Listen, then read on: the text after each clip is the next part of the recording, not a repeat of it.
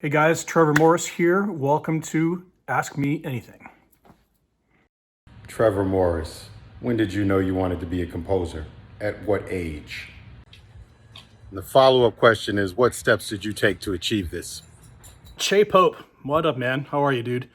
Uh, on the off chance you don't know who Che Pope is, he is literally a monster. He is one of the most successful hip hop producers, artists, like ever. The list of people he's worked with is insane. Like Dre, Eminem, 50 Cent, and the list goes on and on. We actually crossed paths in Zimmerland briefly, as I recall. It was a while ago, dude. But anyway, thanks for your question. When did I know I wanted to be a film composer, and what steps did I take to achieve it? That's a loaded question. There's a couple of, it's not really a moment, there's a bunch of little moments. But like, for example, I composed my first piece of music at 13. It was, I went to kind of a school for the arts kind of thing, St. Mary's in my hometown. And we sang in the choir and played string instruments. So I wrote a piece for our graduating class.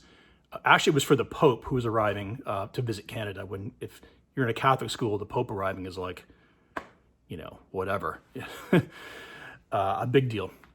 So I wrote this piece for four-part choir and piano based on a text from the Pope as the lyric.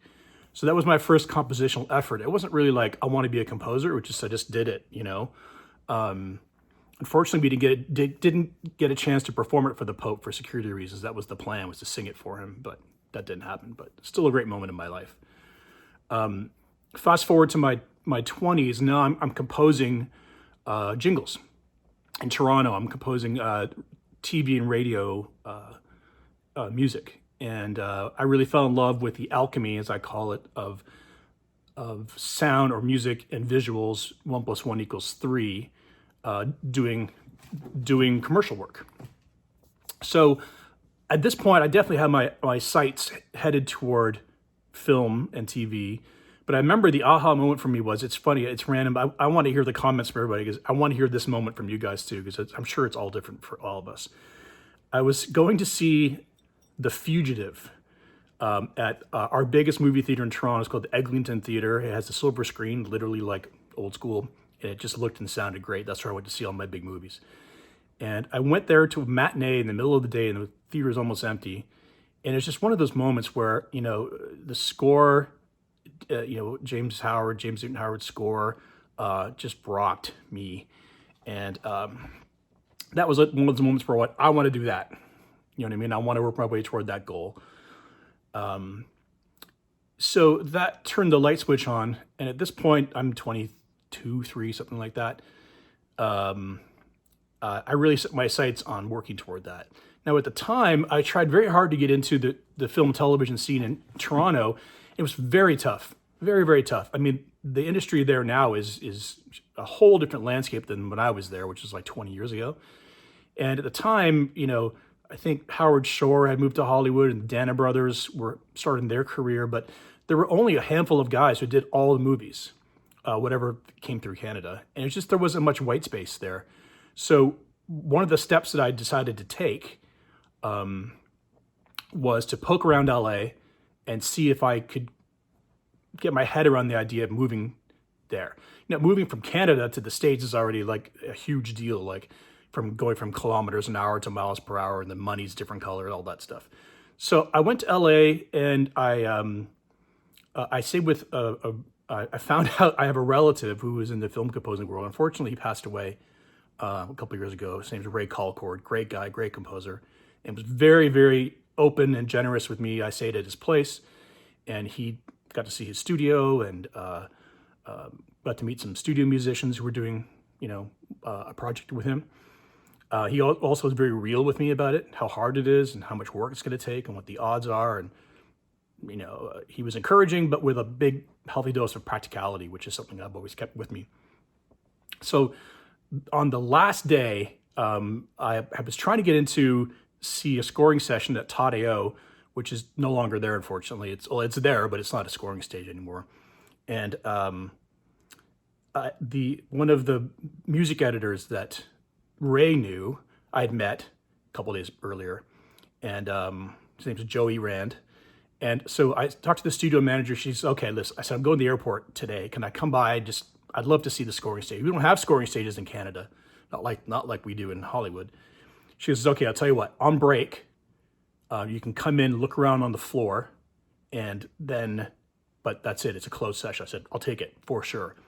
Say goodbye to Ray. My rental car has my luggage in it. I'm on my way to LAX to go home. So I get into the lot, the Radford lot in Studio City. Finally get to the stage, knock on the door. Her name is Kirsten. She answers and she goes, okay, you go hang out here when there's a break. The musicians break. She walks me in. As I'm walking through to the floor, there's Joey Rand. He's like, what are you doing here? I said, oh, I sort of just chatted my way into a quick studio tour while you guys were on break. And he's like, well, come on in. And then once I was in, the studio manager was like, hey, knock yourself up. So I go in and he says, I'll tell you what, why don't you go sit out on the floor? Now you got to realize for me, the idea of sitting on the floor of a recording studio is like really weird. But then again, Taddeo is the size of like Walmart. So I said, sure, you just turn your phone off. I took the battery out. That's how nervous I was. He goes, sit down and enjoy a couple things. Okay, sure. So in comes all the musicians after break, and in walks James Horner, the late, great James Horner. Stands on the stage, the podium, and conducts. There must be 100 musicians in this room, 2 piano players, 2 harp, all live off the floor. One of those grand, great James Horner type cues from a movie called Deep Impact, the movie he did after Titanic. So that was my last experience. I get into the car, drive to LAX, and I remember thinking to myself, I do not want to go home. I just experienced what I want to do with my life is that moment, crystallize the idea of I am going to die trying to get to that place. I go home, I pack my bags, I tell everybody I'm moving to LA, which is what I did. I was 29 at the time. So now it was time to figure out how to do this. And the steps that I took toward achieving this goal of becoming basically this image of that moment watching James Horner conduct this long cue, the steps that I took to achieve it were, I had no plan. I had no friends in LA. I knew a couple Canadians, but no composers. So I started going to meetings and I started going to any kind of gathering and getting to know people. Internet 2.0 hadn't quite hit yet. So the internet was real, but it wasn't like what it is now, where you can DM people and it's robust. And then I got a really great opportunity to work for James Newton Howard's engineer, Jim Hill, because I have technical skills. So I got in the door as a technician doing Pro Tools work or something. And then out of that came me basically saying to James, I really want to work for you. Like he's pretty much my film score idol. And watching him write now, I'm in the room with a A-list composer. I mean, it's just like, come on, are you kidding me? And I asked him, I just grabbed my, and just said, hey, can I have a job? Can I work for you? I'll do anything, He said, I appreciate it, man, but I'm good. I have my staff, I have my team, and very gracefully. But he said, I heard that Hans Zimmer is looking for somebody. So he called him and said, there's this kid, Trevor, he's got good technical skills. So he goes, send him over. So I walked from James's to Hans' studio and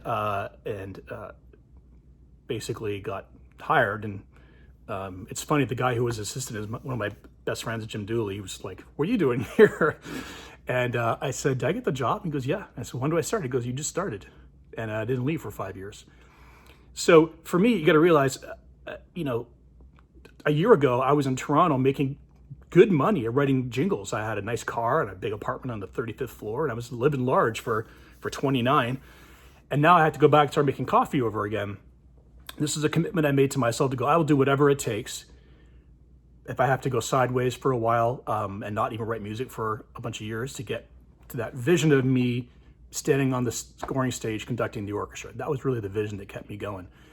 And so I did my time with in Hans's role. I got a chance to learn. We did $100 million movies every day. Just, the stakes were super high every day. And I got to see how the sausages were made at such a high level. And then from there, kind of built my own career brick by brick, my first TV show, and on and on and on. So the steps that I took to achieve my dream of being a working film and TV composer really meant me moving to a different country and starting over again, and little humble pie in there too, you know, going, but I was committed to it. I was all in, you know, pot committed in terms of doing whatever it takes. And so if I had to make coffee for a while, that's how it was going to be. And that's how it was. So that's a long-winded answer to a short question. It's 10 minutes of your life you're not going to get back. But the moment when I really knew I wanted to do that style of composing was when I watched The Fugitive. That was the movie that inspired me. When I saw James Horner conduct Todd A.O. was the moment I definitely knew I was going to move to LA.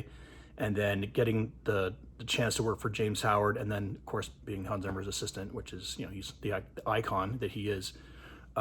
That's the steps that I took to achieve the opportunity to maybe have my own career. The whole while thinking if it didn't work out, I'll go back to Toronto and write jingles. But touch wood, I managed to squeeze out something that I can call my own. And every time I get on the scoring stage to conduct, every time I get that opportunity, it reminds me of the watching James Horner conduct. Deep impact. So anyway, I really mean, I want you guys in the comments to tell me about the moment that you decided this is the path for me, because it's such an interesting and such a personal, unique thing for everybody. But anyway, thanks, Che. Good question, man. Hope you're well. I want to hang up with you and have that dinner we've been trying to have forever soon. Meanwhile, ask me anything. Keep the questions coming. This is fun. It's nice to connect with you guys, with the community. So more to come. Stay home, stay safe. See you next time.